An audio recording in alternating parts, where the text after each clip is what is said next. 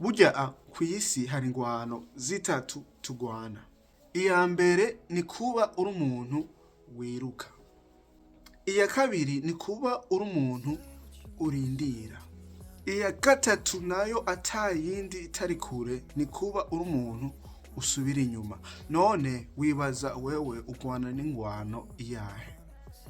Uhoze ufise ivyumviro ukitekereza ico woba mu buzima, mugano ugasanga muri wewe birakugoye ingingo ufata.